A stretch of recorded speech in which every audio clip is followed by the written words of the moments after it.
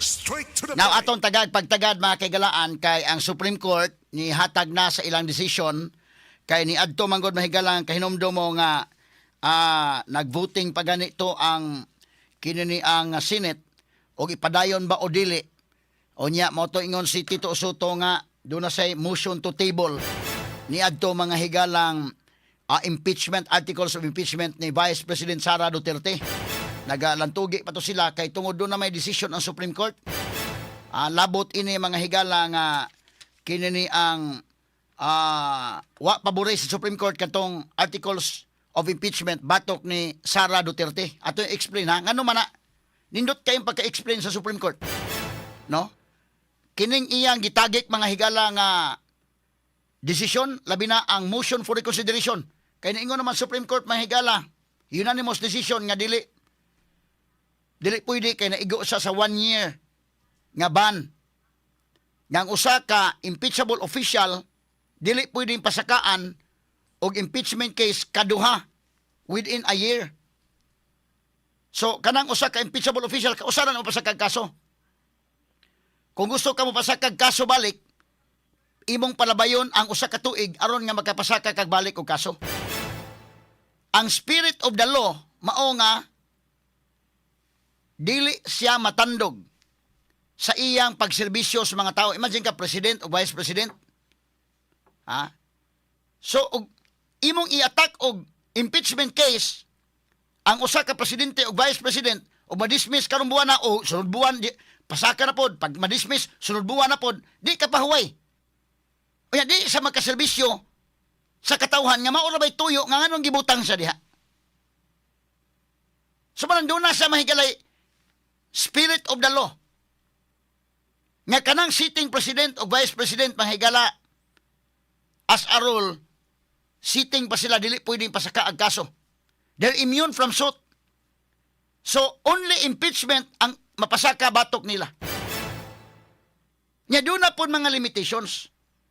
Basta kini may pagka-explain no, sa Supreme Court, mga sugit ni paminaon niya.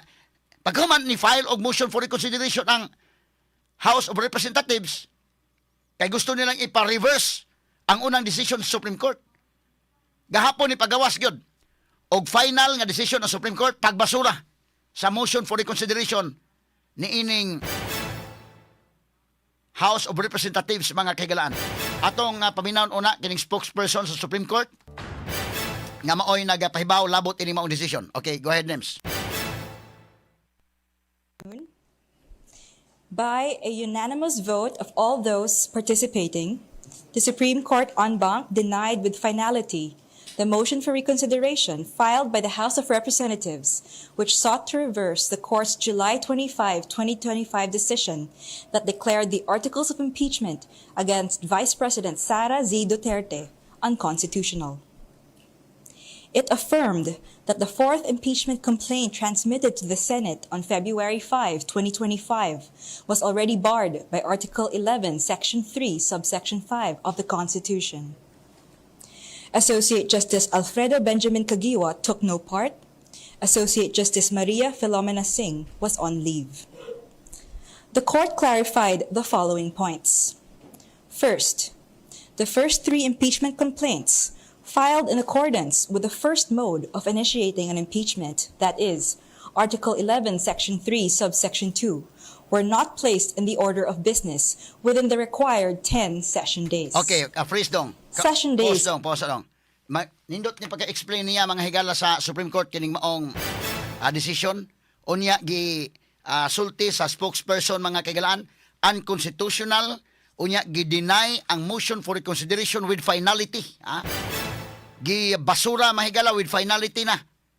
So kadtong napasaka nga kaso ni adtong February 5 articles of impeachment dili na balido tungod kay kadtong unang impeachment complaints nga gipasaka kung mahinumdum mo dunay nagpasaka og December 4 o December 2 dunay nagpasaka og wa ko masayop kato si Sindanya mo nagpasaka una December 2 wa na sa magkasnabot og nagulhos-ulhos o pasakag kaso December 2. Di okay lang.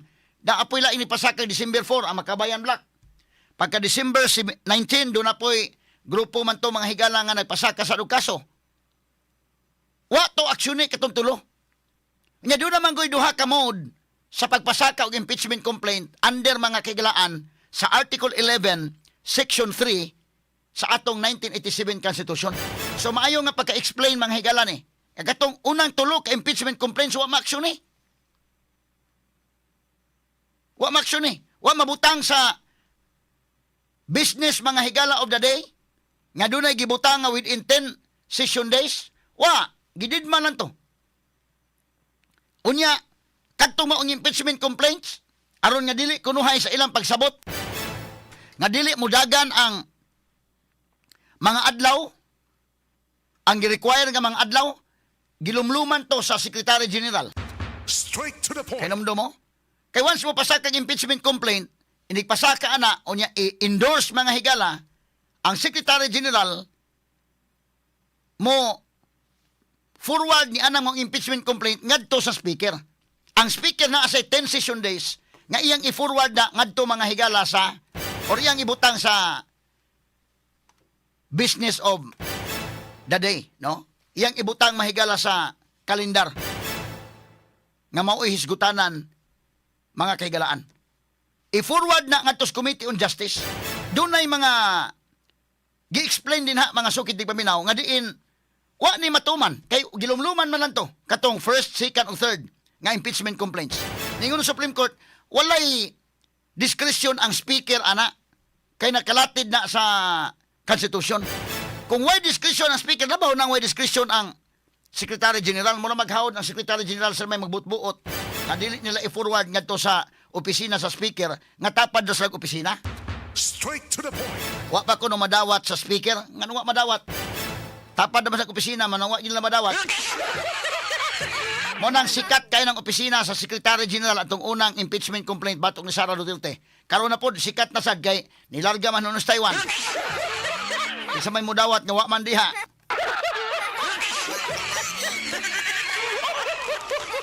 Murag pulos ni mga higala ginanggoy ning kalakihan. So nindot pagka-explain no sa ato mga justices, specialist Justice Marvic Leonin nga mo'y nagpen ining mga desisyon og gipahibaw ni ining spokesperson mahigala sa Supreme Court nga si Attorney Ting. Straight to the Kaya point. nag-text nako nga atong hisgutan kuno pod ang rally gahapon katong motorcade niko. Anya tataod lang tagsaon ta lang ni. Ay daghan kita mga hisgutana no. Doon na mga higalay unity riot gihapon unya dunay pagpanakop nga gihimo.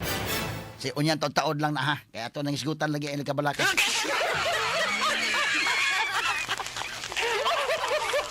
Unahon ta sa ni mga kaigalaan kining decision sa Supreme Court. Dako man gud nga kwan. Dako ni nga balita mga kaigsunan nga ang House of Representatives hinuon si Jerbe Luistro Indeken ni dawat naman siya day. Ang ubang mga congressman ni dawat naman nga og mao ning decision Supreme Court. Okay, Supreme Court may pinaka-highest gyud nga maoy dunay trabaho pag-interpret sa balaod. So may tabo ana inyong i-adjust ang inyong rules diha sa House of Representatives. Kaya tinuod man sa gyud way hustisya ning ilang kalaki. Katong gihimo manghigala sa Secretary General nga pasakaag kaso nya lumluman nila tarong maguna. Straight to the point. So ang uban nakadawat na si Tito Soto mahigala mo di gyud kadawat.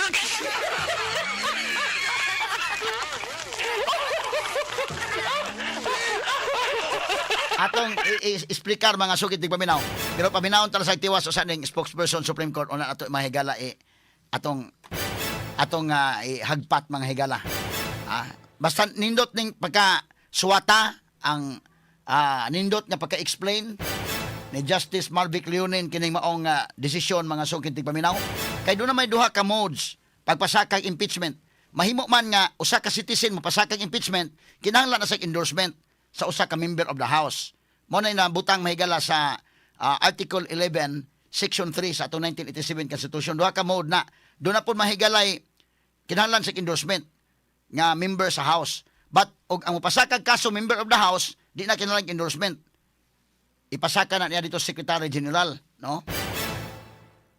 Ang ikatulong nga mode, mao na nga makakuha 1/3 votes. Medyo mabutang sa mahigalag, ma-shortcut siya kung dunay at least 1/3 votes sa mga members mahigala sa House of Representatives. Dihan dapita wa magkadimao kining kung imong tan-awon, kung imong summarize kay baga man ning decision Supreme Court, ang punto de vista lagi diha kanus ang 1 year. Kanus nga mo ihap og 1 year mga kagalaan. Kaya ang unang mga doctrines ang ingon man nga ang pag-file dili na enough. Pag-file o pag-refer ana ngadto sa Committee on Justice ana magsugod og dagan ang 1 year ban. Okay, so ato ning tiwason mahigala sa paminaw kining mao nga spokesperson sa Supreme Court. Okay, go ahead, Nems. Session days. Session days as used in Article 11, Section 3, Subsection 2, or for purposes of the first mode of initiating an impeachment complaint, does not mean legislative session days. A session day for purposes of Article 11 in the Constitution was given its plain and ordinary sense, which the court interprets to mean a calendar day in which the House of Representatives holds a plenary session. Second, the court reiterated Gutierrez versus House of Representatives. Okay, However, please, pause Nems.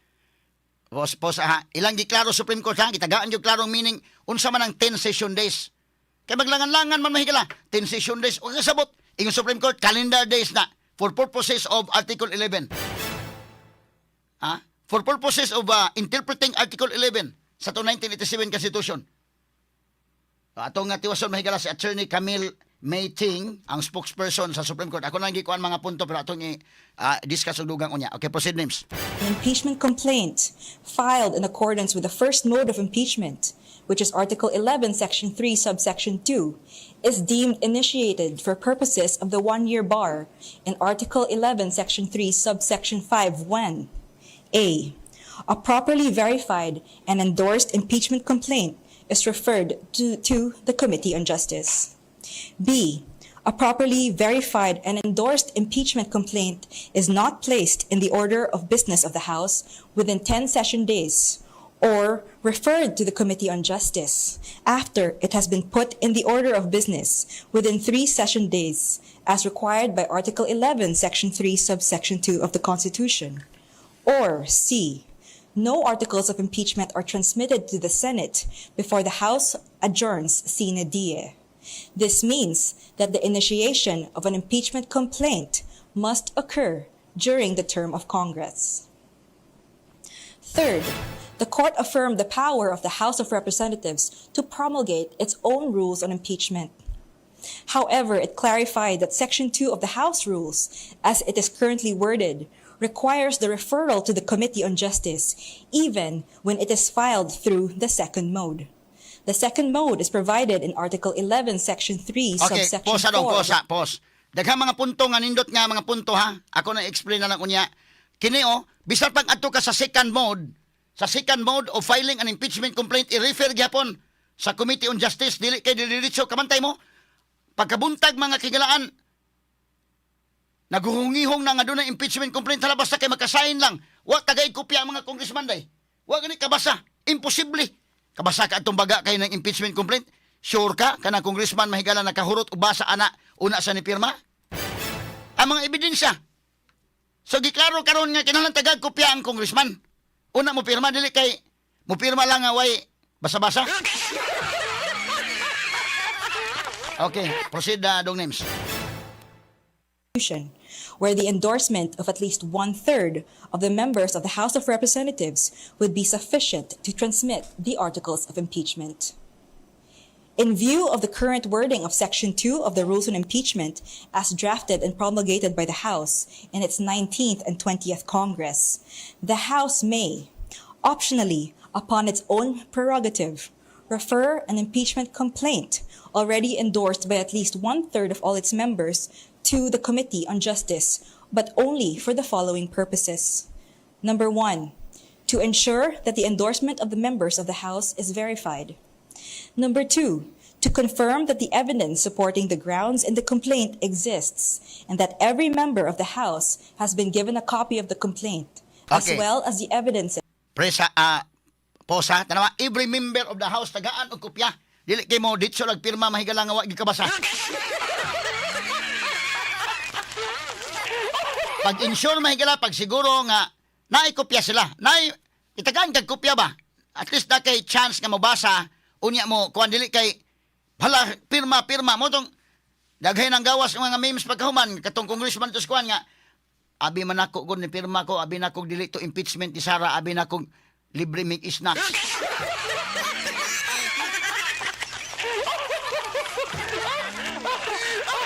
Ngano ni pirma man kas impeachment ni Sara? Abi man namo og libre to kaon.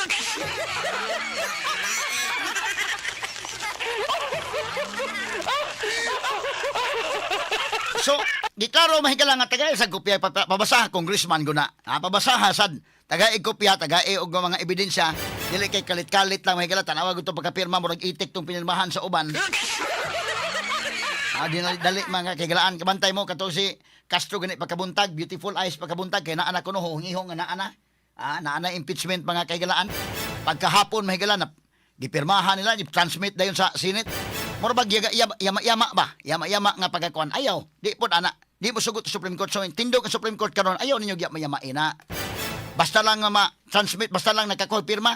Pagkakonfirma nga klaro nga nakabasa ang nagpirma. Dili kay basta lang nga paspasin dito kay ron nga kuan kay abtantas time. Dili mo sugot Supreme Court ana. Ato klaro ho ni kay di ni duwa.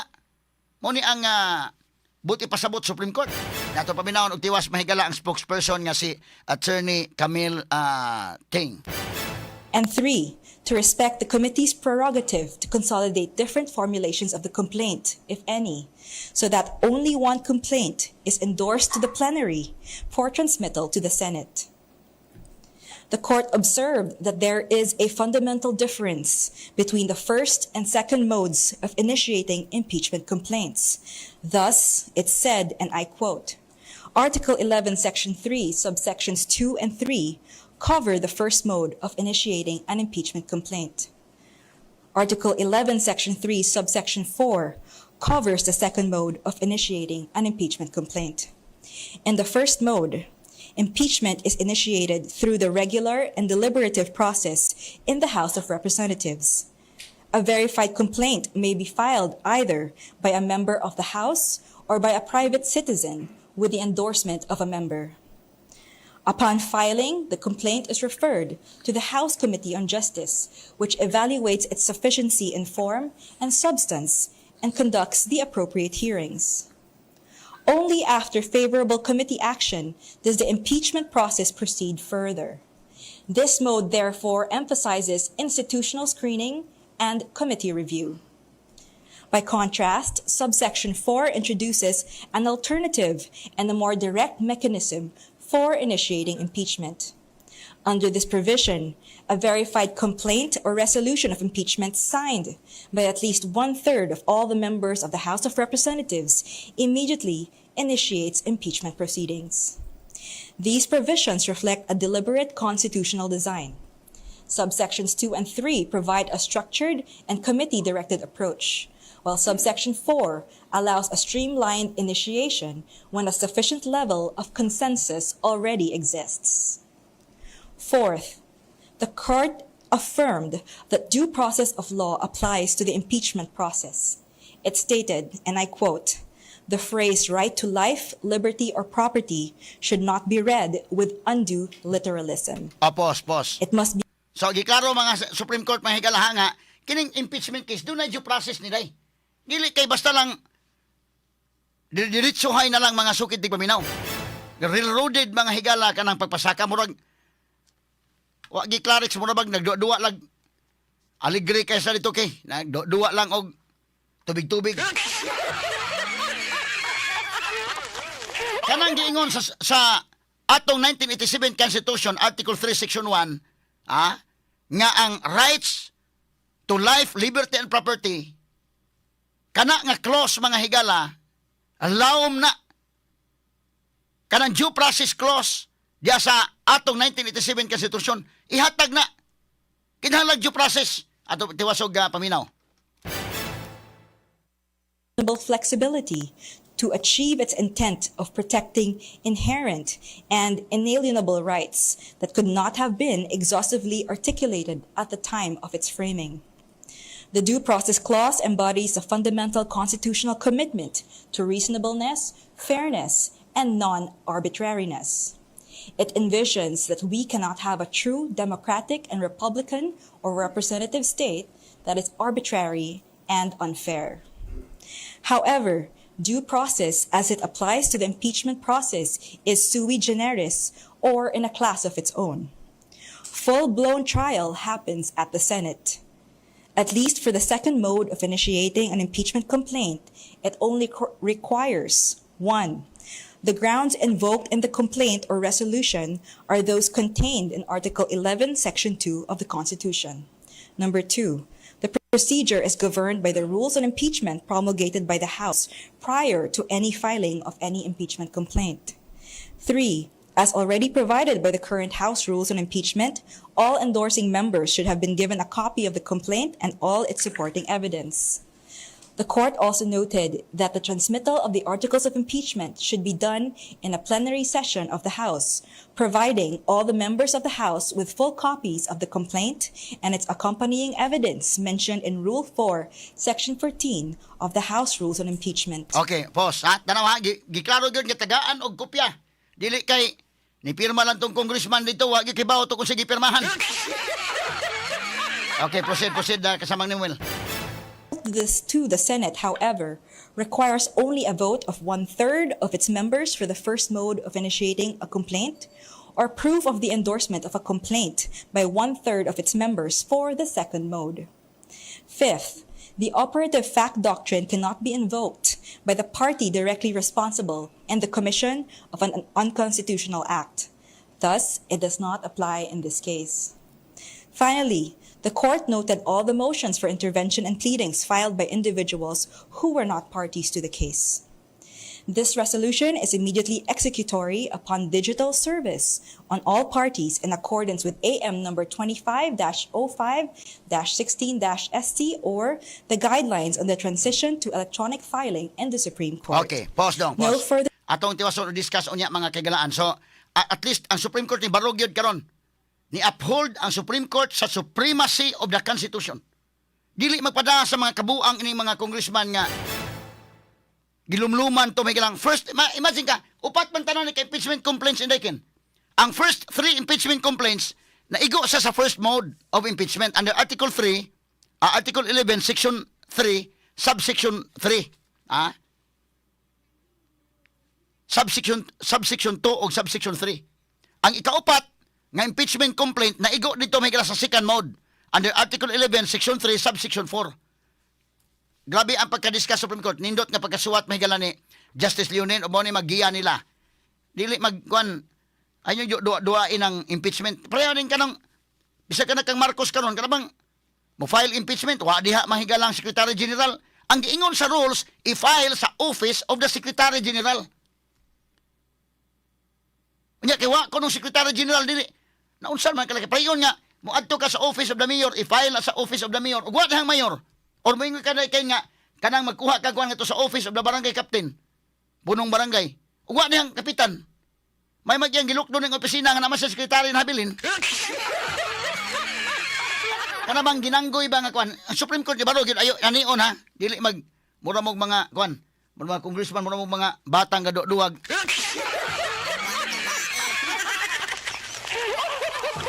So, kining decision Supreme Court karon, unanimous decision penned by Justice Leonin na pakita gyud nga ang Supreme Court ni barog sa supremacy of the Constitution.